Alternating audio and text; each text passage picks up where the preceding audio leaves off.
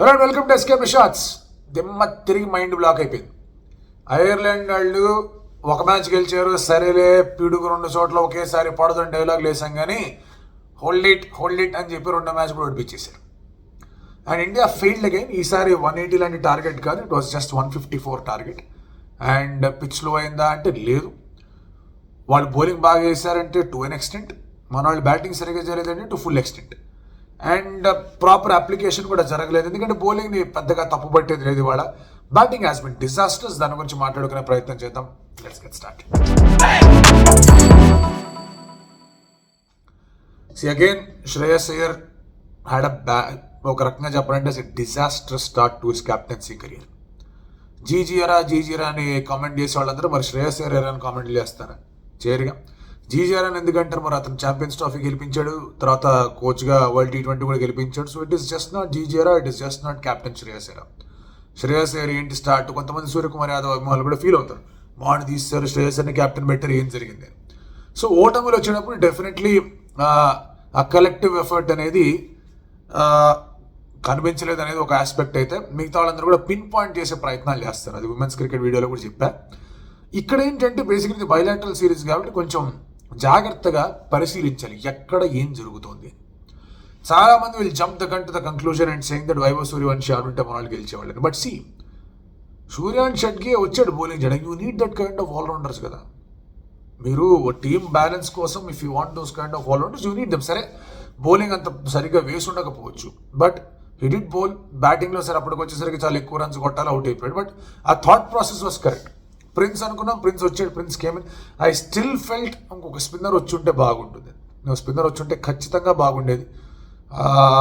ఆ ఆలోచన ఎందుకు లేదో నాకైతే అర్థం కాలేదు. Prince come on, prince had good debut boss. వికెట్లు తీసాడు, లాస్ట్ 6 కూడా కొట్టాడు.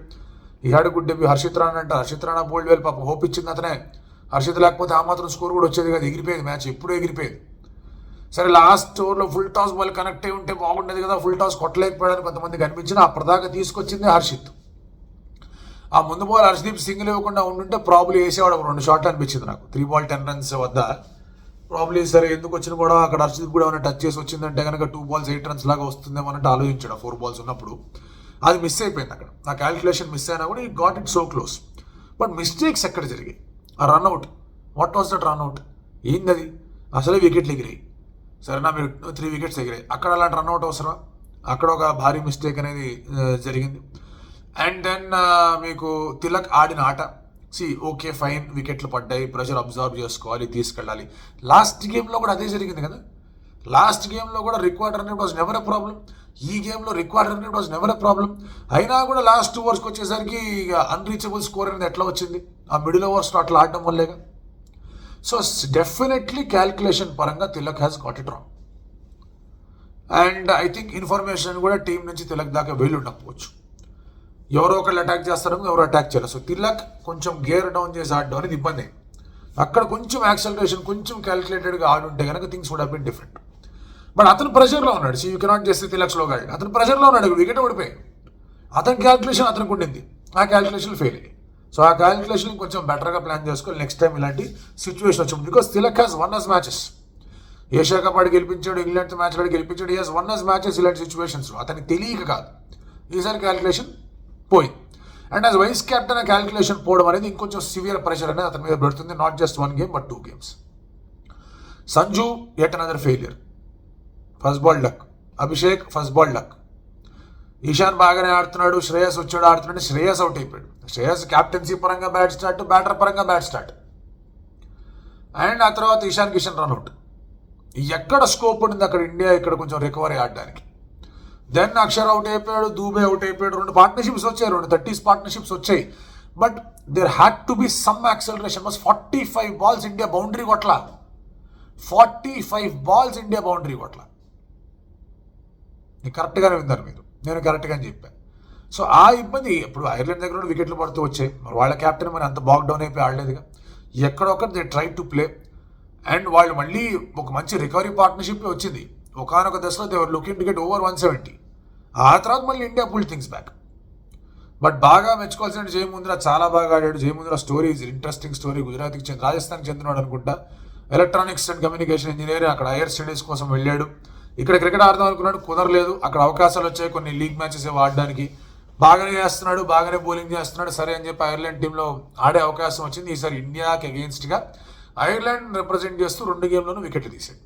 అండ్ ఈసారి లెఫ్ట్ ఆర్మ్ పేసర్గా ఆదరగొట్టాడు. తర్వాత ఆఫ్ కోర్స్ మీకు హోలార్డ్ అగైన్ సేమ్ ఫెమిలియర్ రిజల్ట్ అనేది ఫస్ట్ మ్యాచ్ తెచ్చిన రిజల్ట్ తీసుకొచ్చాడు. ఎప్పుడైతే షెడ్గే బ్యాటింగ్ వచ్చాడో అప్పటికే score requirement was very high. You had to go for ఈ షాట్. షెడ్గే బ్యాటింగ్ ఫెయిల్ అయిందని షెడ్గే మీద ప్రెషర్ పెట్టడం కరెక్ట్ కాదు. You definitely wanted more from him, కాదనట్లా. But you expect more from Shreyas, you expect more from Tilak, you expect more from Ishan. ఆ 3 జరగాలి. Ishan was unlucky, అటువంటి calls ఏమీ చేయలేం. Sanju could not perform, Abhishek could not perform. Abhishek first match బాగానే ఆడాడు, second match అదే style ఊపేద్దాం కొట్టేద్దాం అనుకున్నాడు, వర్కౌట్ కాలేదు. అండ్ అటువంటి వికెట్స్ పడినా కూడా 154 was not a problem with the depth Indian batting had. Number 9లో హర్షిత్ రాణా బ్యాటింగ్ వచ్చాడు. బీభత్సమైన డెప్త్ ఉంది. ఆ డెప్త్ని పెట్టుకుని if you're not chasing 150, severely calculations have gone wrong. So ఈ క్యాలిక్యులేషన్స్ రాంగ్ అవ్వడానికి కారణం లేదా సొల్యూషన్ వైభవ్ రావడం అంటే తప్పు. అగైన్ యూఆర్ ఓన్లీ ఒక ప్లేయర్ వస్తే ఏదో జరిగిపోతున్న ఆలోచన. టెస్ట్ మ్యాచ్లో అలాగే అనుకున్నాం, ఎగిరింది. అక్కడ ఇప్పుడు మెల్లగా ఏదో ప్రాసెస్ ఫాలో అవుతున్నారు. 1.5-2 years test match will get better. T20 ఏంటంటే మనం పినకిల్లో ఉన్నాం, 2 back-to-back గెలిచాం. అండ్ ఇది ఇట్లా ఓడిపోవడం అనేది is very sad. It is absolutely very sad. And ఇంగ్లాండ్తో ఇప్పుడు సిరీస్ అనేది ఒక రకంగా చెప్పాలంటే లిట్మస్ టెస్ట్ కాదు, it's a severe pressure factor for Shreyas Iyer. Shreyas Iyer అంటారు గంభీర్, ఎందుకంటే గంభీర్ చేస్తే నాకు వన్డే వరల్డ్ కప్ ప్రిపేర్ అవుతా అంటాడు. Of course you will also feel pressure, నేను కాదనట్లేదు, కానీ ప్రెషర్ గంభీర్ కూడా మీద ఉంటుంది. But Shreyas Iyer and Tilak will have lot of pressure. And combination కరెక్ట్గా ఉందా లేదనేది చెక్ చేసుకోవాలి.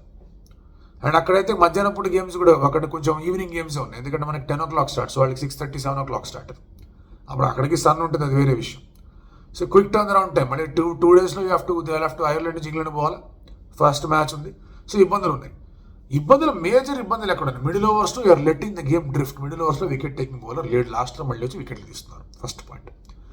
సెకండ్ పాయింట్, మీకు వికెట్లు పడుతుంటే మీ calculations are very very poor, very very archaic మోడ్లోకి వెళ్తుంటే వన్డే మ్యాచ్ లాగా ఆడుతున్నారు, తప్పు అది. Third point, your captain will have to lead from the front with the bat. ఐపీఎల్లో ఎందుకు పంజాబ్ కింగ్స్ సక్సెస్ అయిందంటే Shreyas Iyer led from the front with the bat. ఈ 2 గేమ్స్లోనూ శ్రేయస్ ఇనవే came in pressure situation and he got out. కొంచెం comfortable సిచ్యువేషన్లో వస్తే Shreyas match గెలిపిస్తాడు, అది మారాలి, తప్పదు అది. Sanju, Ishan, Abhishek they want more consistency. Of course ఈ 2 మ్యాచ్లు పోయే, అందులో ఒక మ్యాచ్ పాపం అభిషేక్ బాగానే ఆడాడు, ఓ మ్యాచ్ ఇషాన్ కిషన్ ఇట్లా రన్అట్ అయిపోయాడు. సో ఇక్కడే కన్సిస్టెన్సీ లేదన్నా కరెక్ట్ కాదు. But you still lead that consistency from them. ఇలా ఉంటే కుదరదు, ఇలా ఖచ్చితంగా కుదరదు.